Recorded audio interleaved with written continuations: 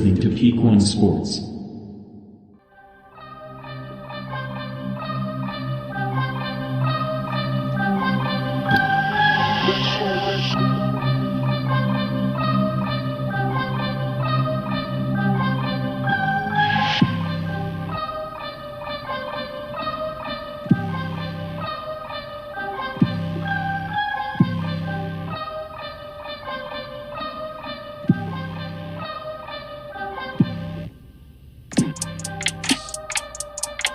Thank you for watching this episode of the Leadoff, heard here every Saturday morning on the Peak One Sports Network. I'm Ashton. And I'm Tony. Let's get this sports weekend started. What a busy time of year we have. Finishing up with the NBA and NHL Finals, which we'll get into here shortly. We've got College World Series, US Open. We have tons of things, tons of sports news. Man, get your coffee, energy drink. Let's get started. Speaking of which, all the way down here. Doing a weekend show. A lot of stuff happens throughout the week. It seems like the finals, NBA, NHL were so long ago, but they've really happened since last weekend. So we can't not talk about them, but I know you've heard everything about them. And then it seems like Thursday, maybe even yesterday, we were just texting each other, adding more and more stuff. Yeah. Because when you recap the week, when we're getting you ready for your sports weekend, there's just so much we have to talk about. But before we get there, make sure to like and subscribe to this channel. Follow if you're listening on a podcast platform.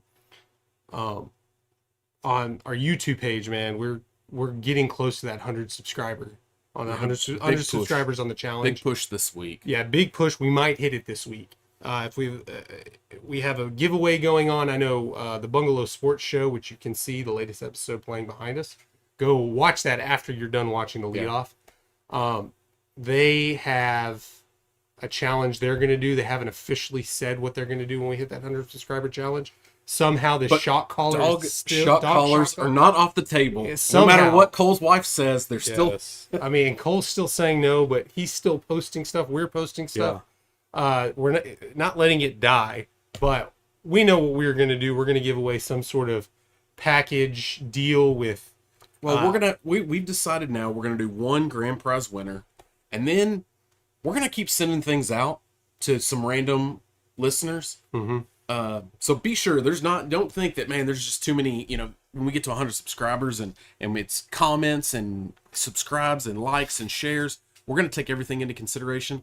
We're just going to start sending things out. I mean, we've got them here that just hot off the press. We've got some of our show stickers here.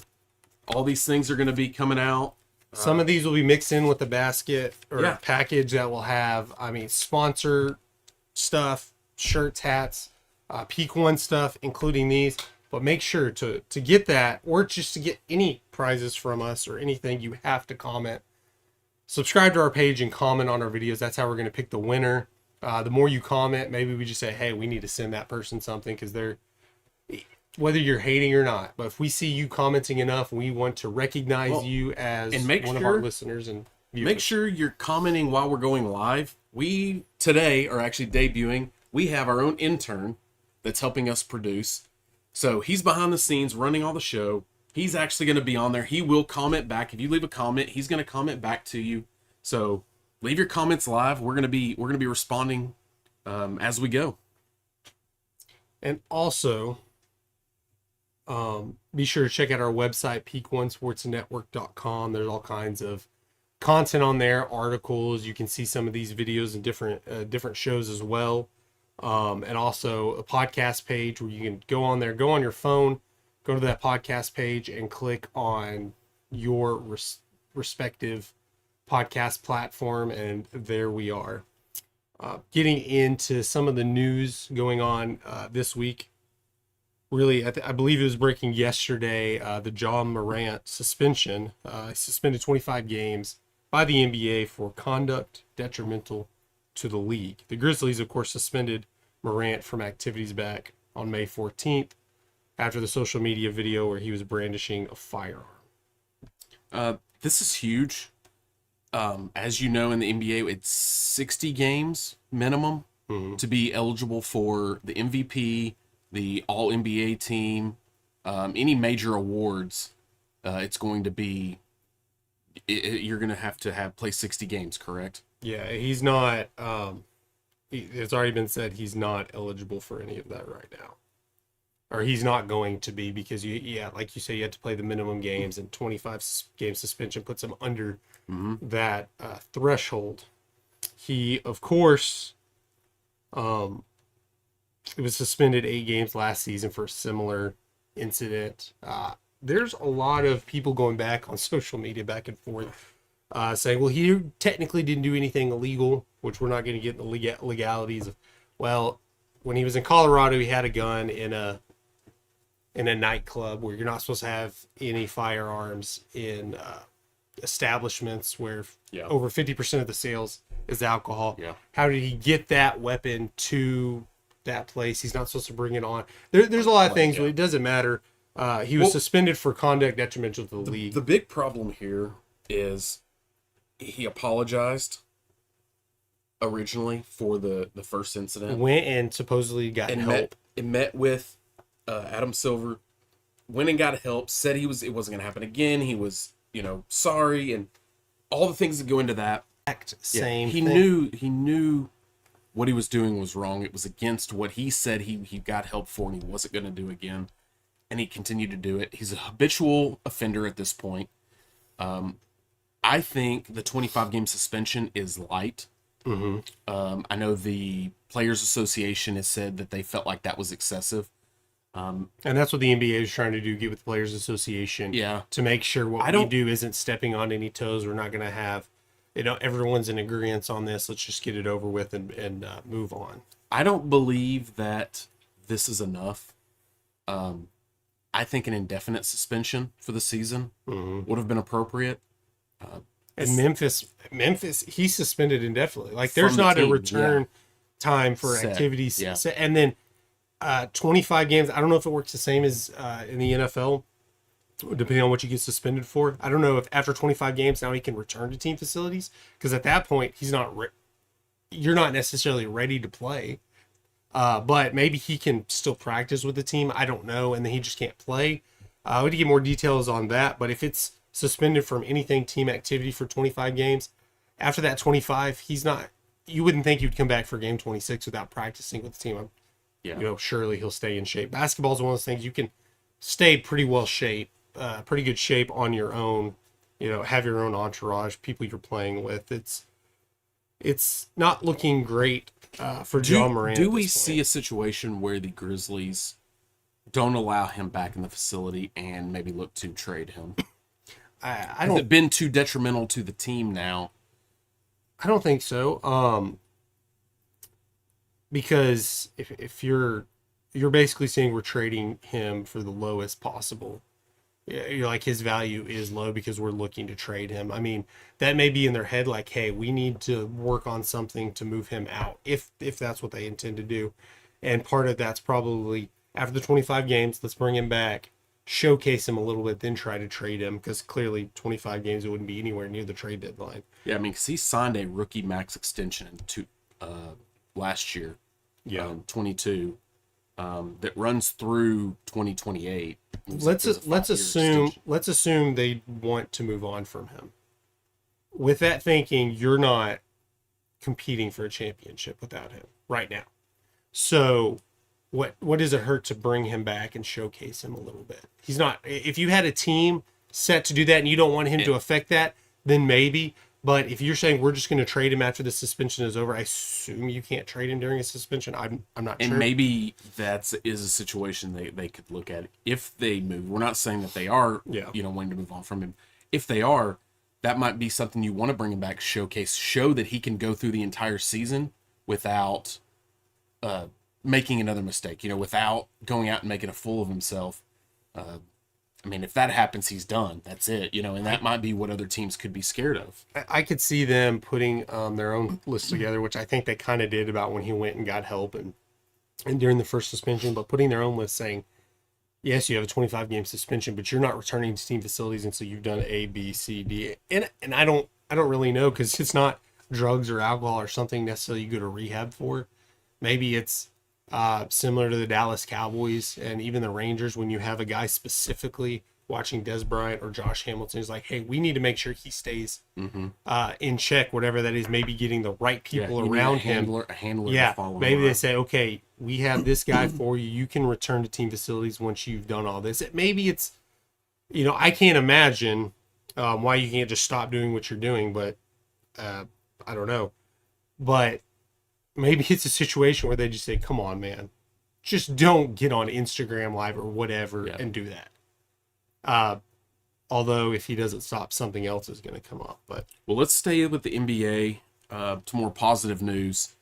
As everyone I'm sure has seen, the Denver Nuggets win their first NBA Finals in convincing fashion, 4-1. I thought you were about to go dark there because I had a different story before that. Well, and you said let's more bring a little positive light no. to it. No, you said more positive. No, I'm like, man, you really don't like Michael Jordan. No. Yeah, the NBA Finals, Denver Nuggets winning their first championship in franchise history. Nikola Jokic. Joker. I just call him Joker. You don't have to, just like the Greek freak, because it took me forever, or Giannis. He wins the MVP. Yeah. And well-deserving, no question about that. He led this team, and I don't think he has a teammate that would say otherwise either. Correct. There were audio clips of him saying, well, I don't know, I think it was just a quote at first, but saying he just wanted to go home. He didn't want to do the parade. And then he gets to the parade, and he obviously says how much he loves it. He's glad he went to the parade. But a lot of these European guys just want to go home after that. You think, hey, they live here. This is what they want to do. I know even Dirk Nowitzki, as much as he loves Dallas, he was loyal to them. He calls himself a Texan. In the offseason, he goes back home to Germany and does things. Obviously he's here during the year being an ambassador for the Mavericks. But I don't know Joker's thoughts necessarily on Denver, the U.S. in general. I've never been to Denver, but I can't imagine that you'd want to stay there all year around. Although it's probably pretty nice in the summer. But where's Joker from? Serbia. I guess I don't know Serbia. I definitely would rather I think Denver is probably a little bit better in the winter than Serbia, even though Denver's pretty bad. Moving on. I mean, we're not going to beat you down with that. It obviously happened earlier this week, but we can't not talk NBA championship. Staying with the NBA, Michael Jordan is selling his majority share in the Charlotte Hornets after 13 years as part owner. It was a pretty rough 13 years. His total record as owner, which you can't compare owner's record at the same. You can do GMs or coaches. It's a little different, but still, as the face of this, he went. If my math's correctly, I may be wrong. Haters, let me know if I'm wrong. This is the quick math I did. He went 423 wins, 600 losses. Only made the playoffs twice in that 13 years, losing both times in the first round, and only 3 winning seasons. Maybe it was time. It was rough. He inherited a rough crowd, a rough situation. It was a pretty new team then. It was still the Charlotte Bobcats. Yes, back then. but he's on the uptick. I think the new ownership group is actually getting a really good franchise. Something that Michael Jordan, he was in the weeds, he was in the mud in this thing, really building this. I think he's built something really good. This past season they dealt with a lot of injuries. 55 losses this year. And you know how in the NBA, I mean, when you're drafting, unless you have a first few picks, you're really not bringing into the league, a whole lot. It's not like other NFL where you're making, where 2, 3, 4 rounds deep are going to make a huge impact on your team. That doesn't happen in the NBA, where you have like in baseball with the minor league, you have that developmental league in the NBA that you're drafting a lot of guys to go into the developmental league. Unless you've got, I don't know, a top 10, 12 pick. It depends how really deep the draft goes. Sometimes it's top 5 or 6. Yeah. And then depending on the situation, how good you are developing players, how quickly they can get on the court with it. It matters a lot more necessarily in the NFL about your teammates and the chemistry. Some players drafted in the second round may work out great, Brunson to the Mavericks. He was a great second round pick, but if he would have been drafted by a different team, maybe it doesn't work out the same way. Yeah, so that's what the Hornets did. I mean, as we know in the NBA, the free agency is big. That's where a lot of the championship teams are built in free agency. Obviously, the Denver Nuggets trump that this year. That's a developed team. Yeah. The Golden State Warriors have developed. Give the Hornets time. And I'm sure Michael Jordan, he's been on since he was 18 years old. He's been pushing through the league with playing. I mean, he never stopped to just walk away from the game. I think this is probably his opportunity to just step away, play more golf, enjoy time with his family, and just enjoy life again. Yeah. But he absolutely built a great franchise for a prospective owner, and I think that this is going to be good for the NBA, for Michael Jordan and the NBA alike. Part owner added to this. I assume it's all intertwined because somebody's obviously buying off this part. But new minority owner Eric Church. Interestingly enough. So, and one fun fact here, Michael Jordan is the only African-American majority owner of an NBA. That's what I was about to say. Now, Jordan plans to keep minority stakes in the team, but this is going to leave, once it's all finalized, this is going to leave the 30-team NBA without any black majority owners. Yeah. Which is a very interesting stat to me, and actually a little bit disheartening that we don't Until have. LeBron.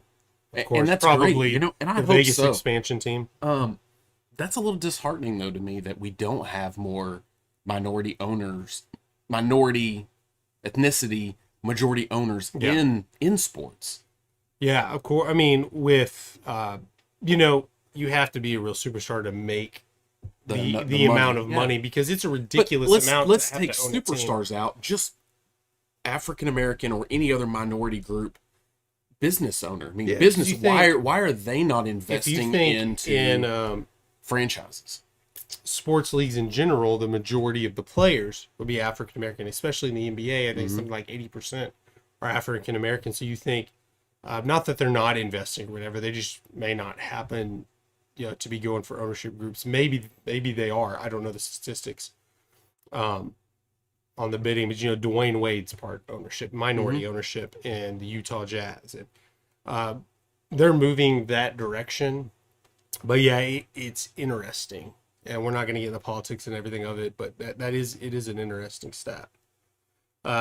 Moving on, we'll also talk about NHL Final. The Vegas Golden Knights win their first ever championship, just demoralizing the Florida Panthers. It was a 4-1 series win too, correct? And they had won Game 5 was 9-3. Yeah, the state of Florida has to be in turmoil right now. They're not doing so. Although it was big underdogs for the Florida Panthers and the Miami Heat to make it to the finals, but it still hurts to get that back-to-back nights too. You have, I think it was Tuesday night and Wednesday night, or maybe it was Monday and Tuesday.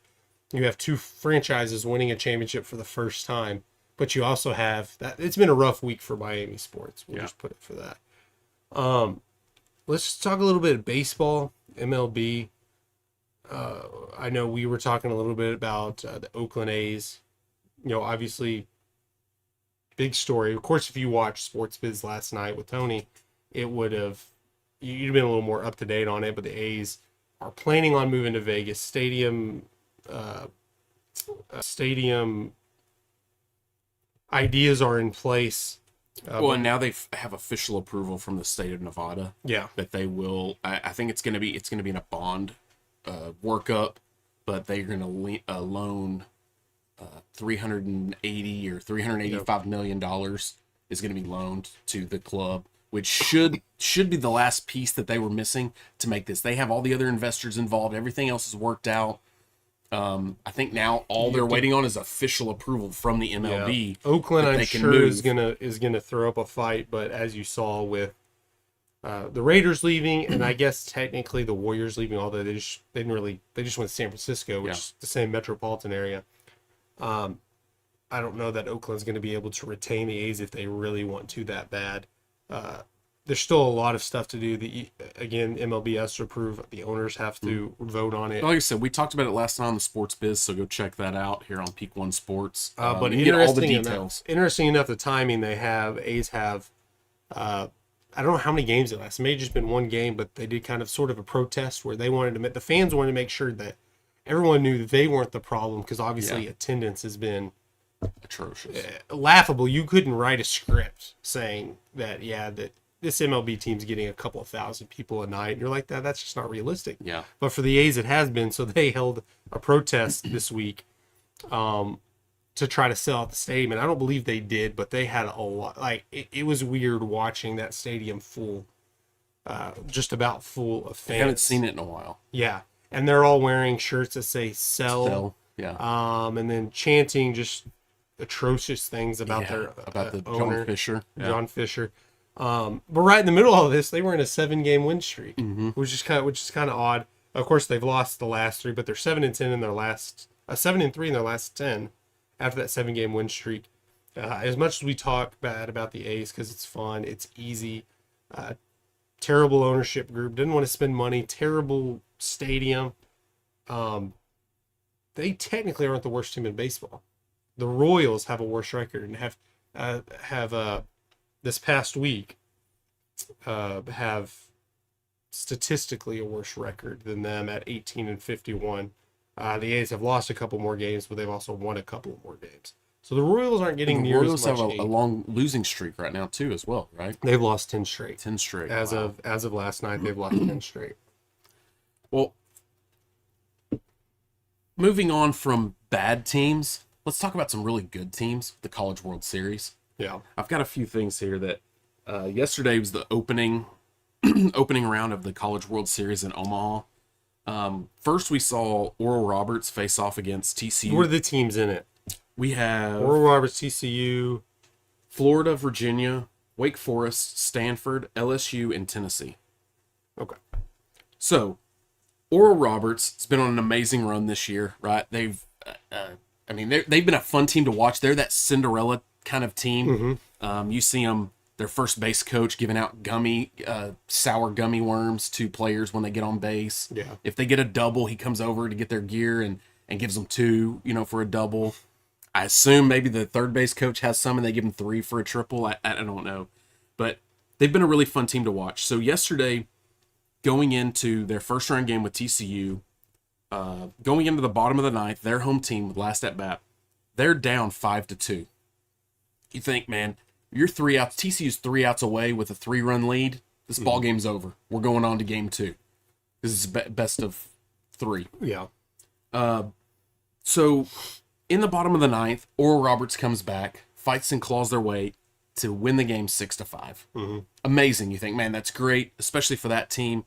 It's great for college baseball. So that ties up the series? Or No, that was the game 1. They eliminated... that was game 1. Okay. So then we move on to last night's game between Virginia and Florida. Same situation. Going into the bottom of the ninth, it is 5-3 Virginia. Yeah. Florida, coming their last at bat, wins the game 6-5 in the bottom of the ninth inning. Same score. Same score, same scenario, same situation that teams were 3 outs away from winning and they lost. This is why you love the game of baseball. This is what makes baseball so magical. Is these are the types of scenarios. You think about it in football. If you were down 3 scores, because I would equivalent that not to 3 points, but to 3 possessions. Yeah. To have to come back. That's the equivalent of baseball. Baseball is that hard that 1 run would count as 7. In the NBA, in the NFL. I'm sorry. So TCU and Virginia are the Atlanta Falcons of college. Yes. Baseball. Not the championship, but they're in the. But that's baseball. Yeah. Today could be a completely different scenario. Well, I said Sunday when they play. Yeah. But today we're going to get, just to catch you up, we have Wake Forest at Stanford. That game's at 1 p.m. on ESPN. And then we have LSU and and Tennessee that play at 6 p.m. that play tonight. More wild World Series action. It's fun. I love watching the College World Series. I like to watch college baseball, but this is when it really gets exciting because you never know what you're going to see night to night. So when did they do the bracket style? Is that new? Because I thought they did more like a round robin tournament. And well, this is a double elimination tournament. Okay. So they play these it's series. Still the same. Then you can go into a losers bracket. Yeah, there will be a losers round that that looks to start about Thursday. Yeah, I'm just looking at the bracket. I'm like, did they They always. I've just never seen it down on a bracket like that when they get down to the World Series. So they don't do a round robin thing. They do a bracket and just double elimination. Okay. And then you'll get these different losers, and they'll work all back around and then back to the bracket. And then for the national championship's the same way. So if they have a team that hasn't lost and a team that's lost one, or well, you would have to get that because it's a loser bracket, winner bracket. Mm-hmm. They still do the double elimination. So on the losers bracket, if they make it to the final, the national championship, they have to beat the other team twice. It's a series. So they restart it.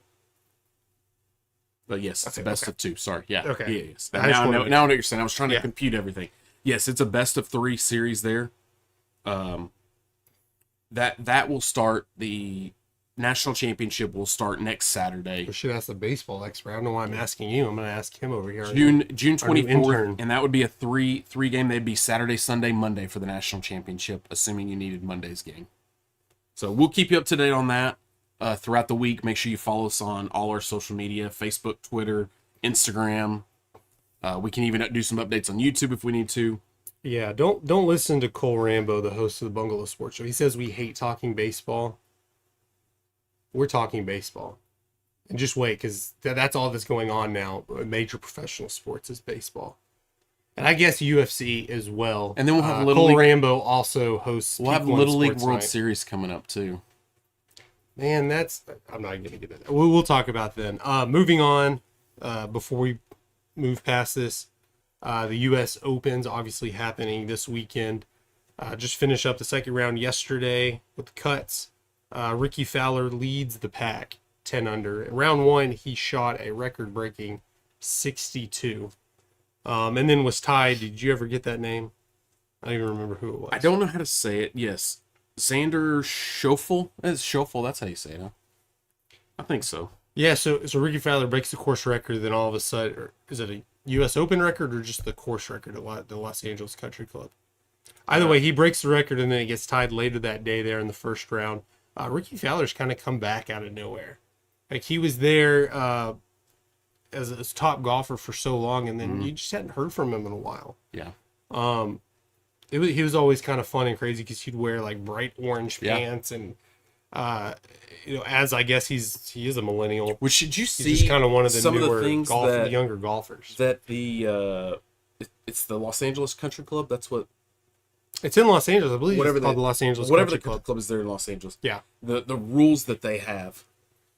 You can't wear shorts. You have to wear pants. They have to be tailored pants. Tailored pants. You have to wear a sport coat after 6 o'clock in the clubhouse. In the clubhouse. No cell phones in the clubhouse.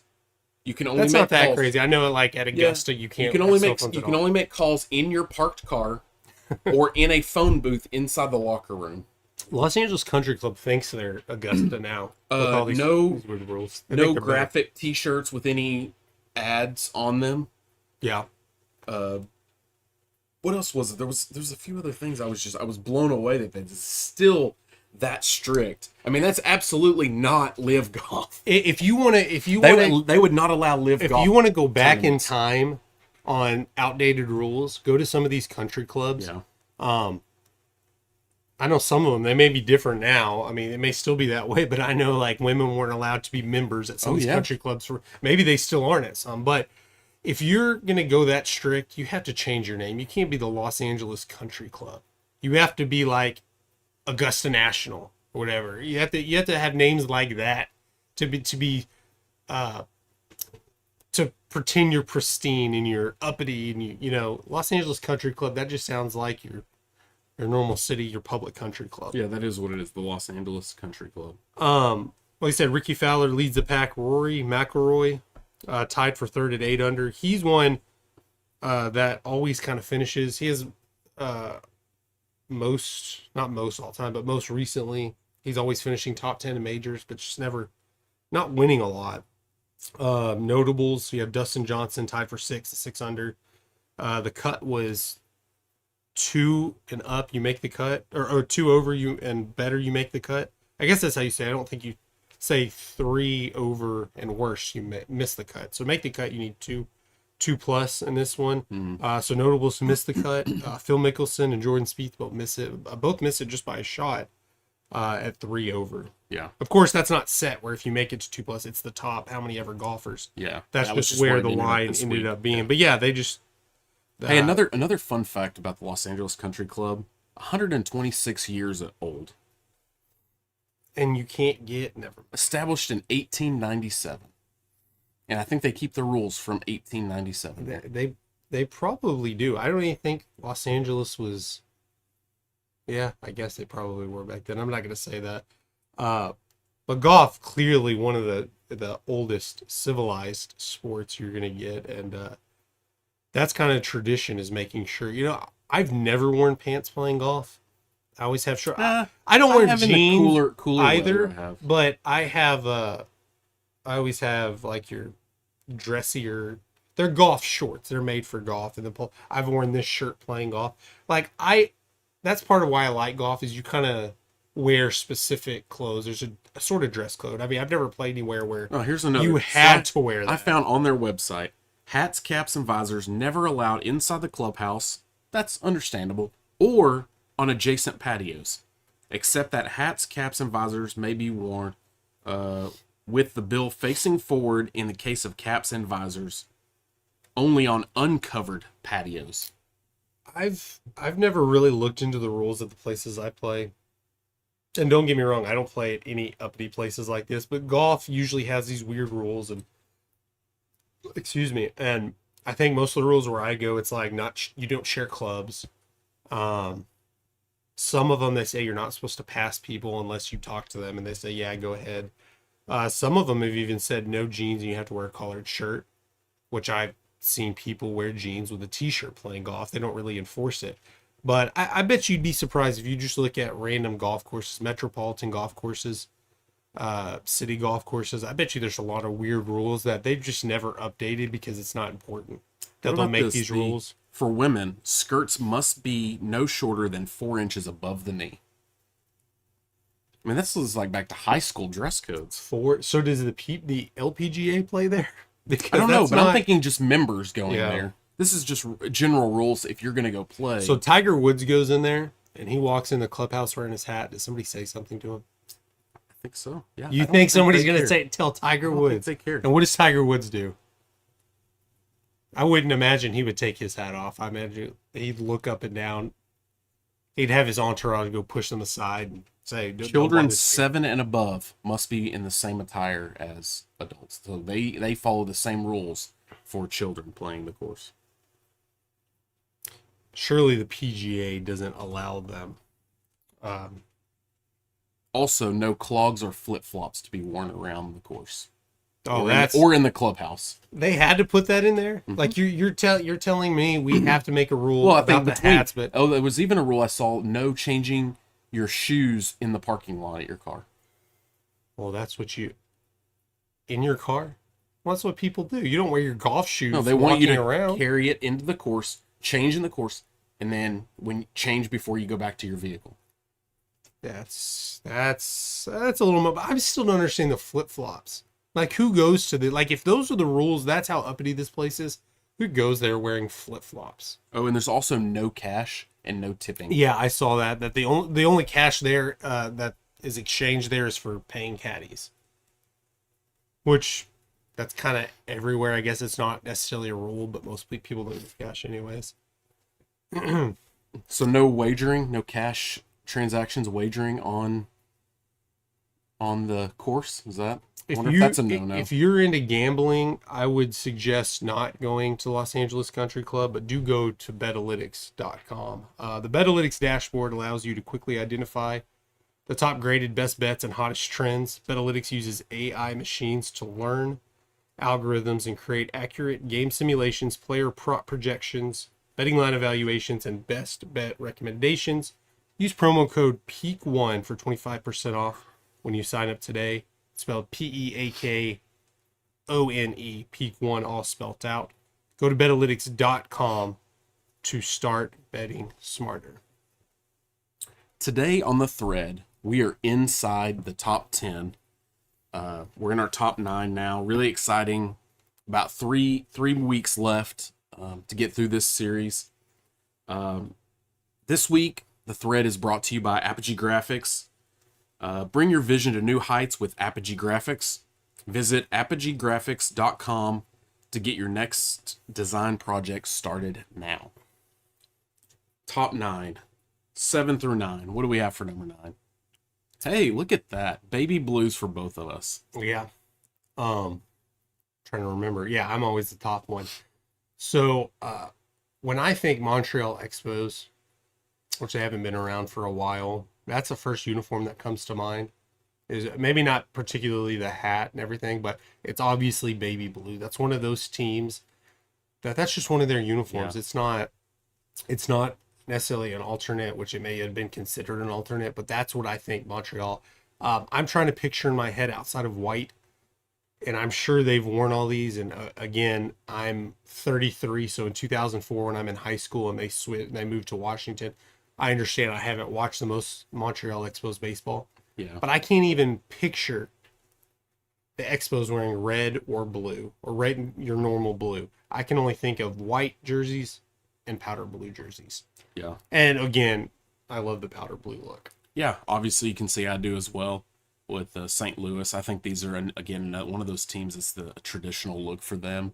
Which is odd because that's not one of their colors, and really blue's not even one of their colors. No, it's not, but that was a uniform they wore, you can remember from the 80s that this was predominant. I mean, you think about Cardinals, you can remember them wearing something like this.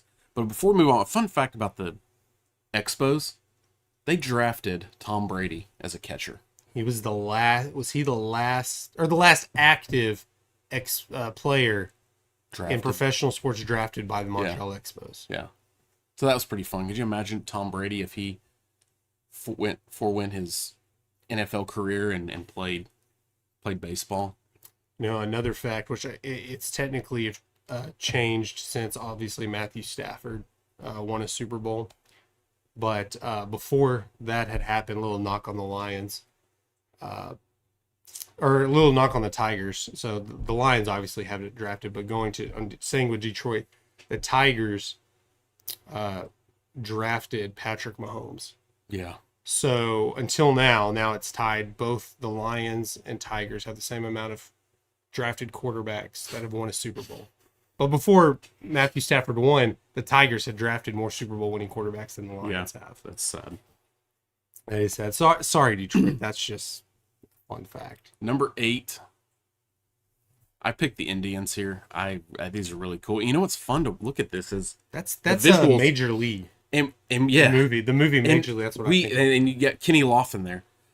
The uniforms that we both pick have the same styling with the stripes down the sleeves, down the side, down the pant. Man, I really like these Indians ones. You like 80s, 90s style. Yeah, I had kind of forgot the Indians wore these. But yeah, absolutely. Major League, this kind of was one that I could remember this from. You have the big stripes, and neither of these uniforms have it. But you have the big stripes around the waist as well. But yeah, the Mets, this isn't their classic uniform. It basically is, but they have the stripes on there. And I just think 86 World Series, whether that's the exact uniform or not, but that's what I think of when I see this uniform. Yeah. With the big stripes when they, of course, beat the Red Sox. I like that Indians uniform too. I don't remember which one I picked. It was probably like a red jersey with dark blue on there, but that's a good classic uniform where it's not quite old enough where you think of them as classic uniforms, because most uniforms nowadays are still pretty much what they have been, the best, minus the stripes. Probably, if we were to rank logos, to me, this is one of the top logos ever in maybe any sport. Is Chief Wahoo that they used on the uniforms. I mean, obviously that was kind of the driving force to make them change from the Indians. Yeah. But I love this. I love the look. Everything about it's great. But both of these uniforms are pretty much still in use today. Obviously, the Indians are now the Guardians, but they still have the same style minus the big stripes. Yeah. I don't know what their day-to-day is, but they still wear the white that would say Guardians with the blue and the red bill on their cap. As well, in the Mets, obviously, they have the classic uniforms minus the big stripes. And that's kind of a unique uniform as well, because you don't see many uniforms that have the pinstripes and the the additional stripes on the striping. stripes. Yeah. And you might think it's too much, but I think it looks great. Yeah, I as think it that does too. style. I think it does too. Back then, I could see them coming out with a City Connect that tied in some of these keys to it. Yeah, because obviously the Yankees never did anything like this, but that's the Yankees. They're not going to mess with their normal pinstripe uniform. That's just the same as it always been. But you see others with the Cubs, and the Cubs might have done something. I know the Cubs had the thick stripe waist. I'd have to go back and look at those uniforms and see if they had ones on the shoulders and the sides.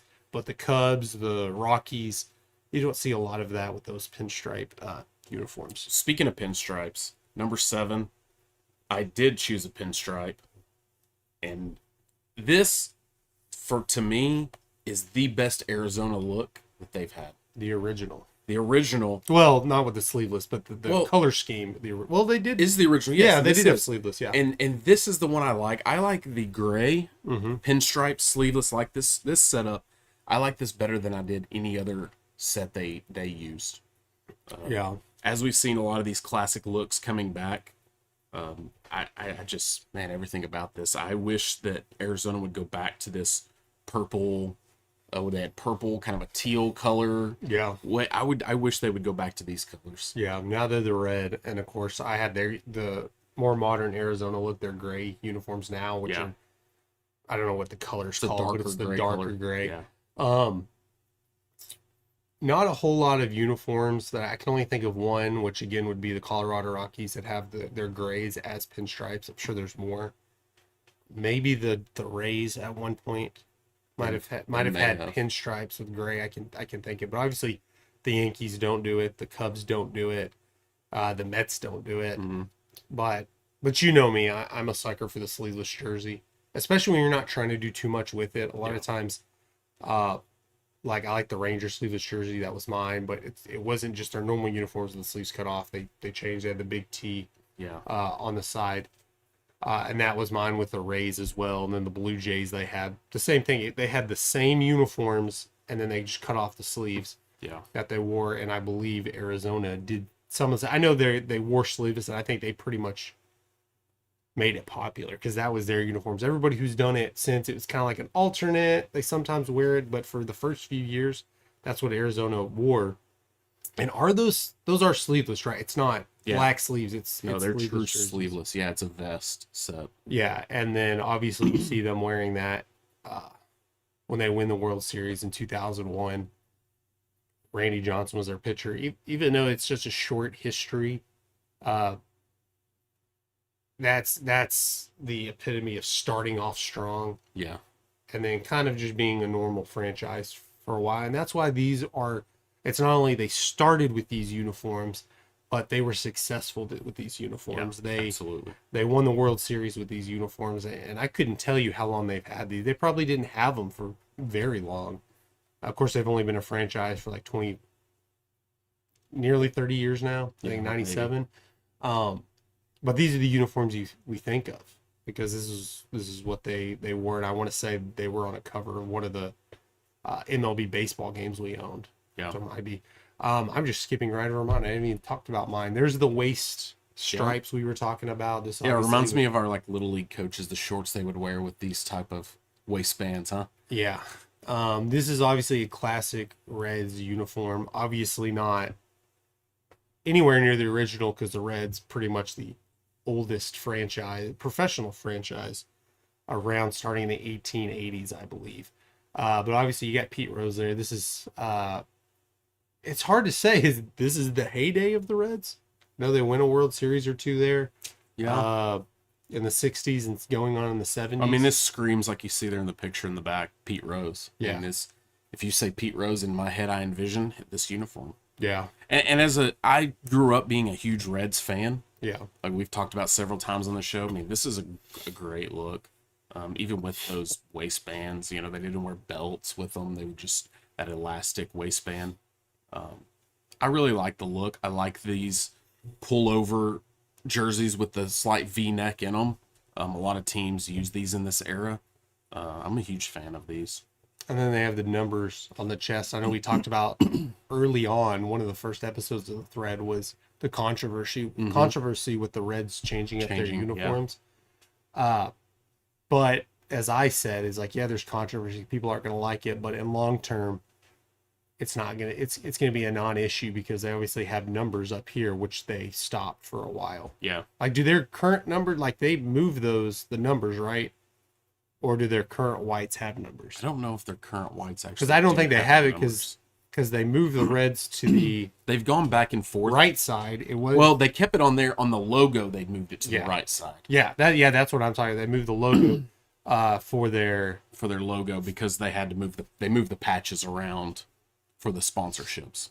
which is pretty much the worst. That's why it's such a big deal, is because of Yeah. the sponsors. Just like the Mets, thank God they at least changed the patch, which is stupid. Yeah, they started with the patch that stood out. Then they changed the patch to something that blended with the uniform better. Which I understand that having the patch, that's where you're going to get a lot of airtime, is having it on there. But I mean, you're not making How enough much money. longer is it going to be until we see the NFL with big patches on there? I don't understand why they do that. Like, there's more marketing information, or more marketing opportunity. But as we saw with the NHL, which they wear it on their uniforms as well, they'll put it right on their helmet as the logo, like the Stars is 7-Eleven. But I noticed that they were putting logos on the ice, but it was just for TV because I assumed it was on the ice until I'm watching the game, and I'm like, that's a different logo. It did say something else before, and then I started paying They're attention. transposing it through the video feed. And like they do, I don't know if they do ads like that in the NBA, but they put the shot clock on there so you don't have to keep looking at the scoreboard. Can't they do that on the field in baseball games instead of messing with the uniform? Because really, why don't they baseball is do that? one of those ones where the experience is at the game. Yeah. It's one of the few things that I would rather be at a baseball game than watching it on TV, Yeah. which is opposite the NFL. I'd rather be watching the NFL on TV than in person. So quit messing with the experience at the game. Put whatever ads you want to Yeah.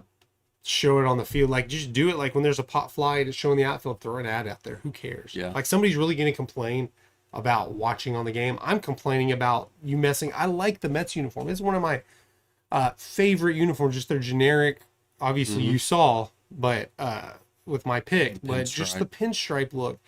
And throwing, like, if it was just a white jersey, Yeah, and it was like white with a red patch on the sleeve. Yeah, but you're messing with the stripes. And maybe I'm just inattentive about that sort of thing, but that could not be, like, a lot of other teams do a better job of implementing ads on their uniform. And I'm not necessarily against putting ads on uniforms.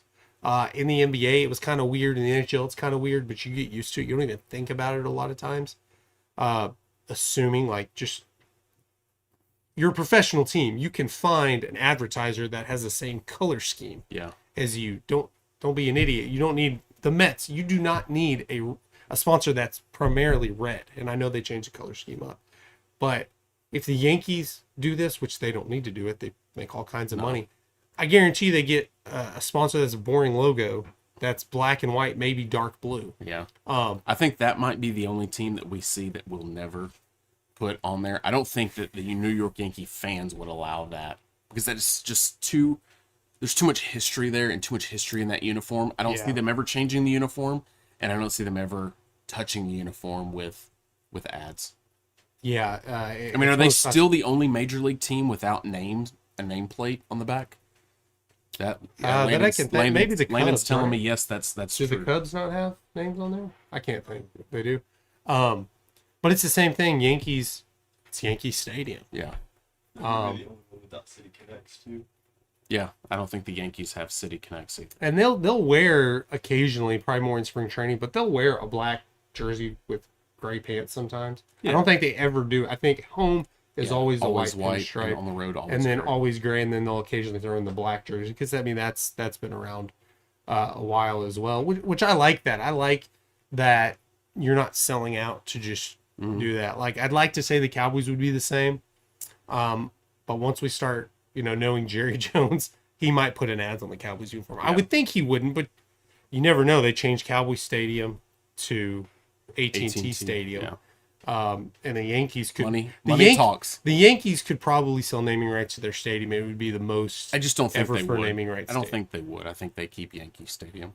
I mean, but it's the same thing. It's like it's just for, the sign and the way they acknowledge the stadium on TV. Maybe you could do something I call it like, Cowboy Stadium. I'll call it Yankee Stadium. I still call, Maybe even though it's a new stadium at the Rangers, I still call it the ballpark in Arlington. maybe you could sell the naming rights to the field, and it would be whatever field at Yankee Stadium.